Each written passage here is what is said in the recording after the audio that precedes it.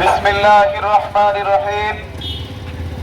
সম্মানিত তাওহীদি ছাত্র জনতা, ব্যানারে আজকে অনুষ্ঠিত হয়েছে জুলাই আন্দোলনের অগ্রসেনানী ভারতীয় আধিপত্যবাদের বিরুদ্ধে প্রতিবাদী কণ্ঠস্বর ইনকলাব মঞ্চের আহ্বায়ক শরীফ উসমান হাদি ভাইয়ের উপর যে নৃশংস হামলা, যে সন্ত্রাসী গোষ্ঠী করেছে, তার প্রতিবাদে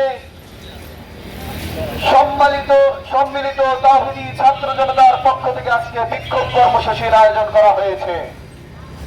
আজকের এই বিক্ষোভ কর্মসূচি থেকে আমরা তাদেরকে হুঁশিয়ার করতে চাই, যারা আমার ভাই উসমান হাদির উপর আক্রমণ করেছে, তাদেরকে আমরা দৃষ্টান্তমূলক শাস্তি চাই।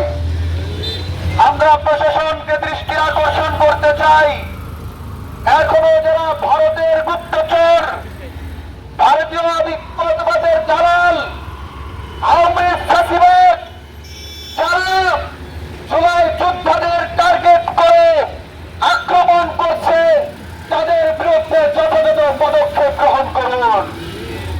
এই যে আমার উসমান হাদি ভাইয়ের উপর যে আক্রমণ হয়েছে, এটার দায়ভার সরকার প্রধান উপদেষ্টাকে নিতে হবে, এটার দায়ভার প্রশাসনকে নিতে হবে। আমরা প্রশাসনের কাছে, সরকার উপদেষ্টার কাছে আমরা এর জবাব চাই। আমরা প্রশাসনের কাছে জবাব চাই, তাদের কাছে কি এই তথ্য পৌঁছায় নাই? গোয়েন্দা সংস্থার কাছে কি তথ্য পৌঁছায় নাই?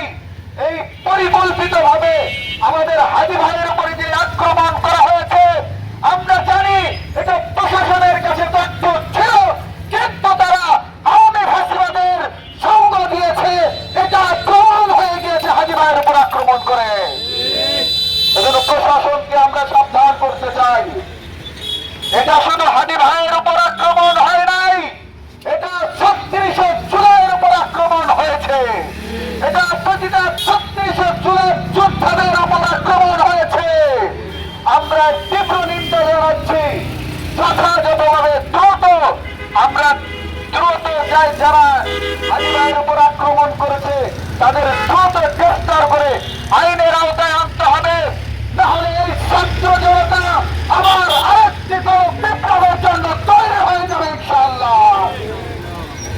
এই বলে আমি তীব্র নিন্দা জানিয়ে আমি আমার এই বক্তব্য এখানে শেষ করছি।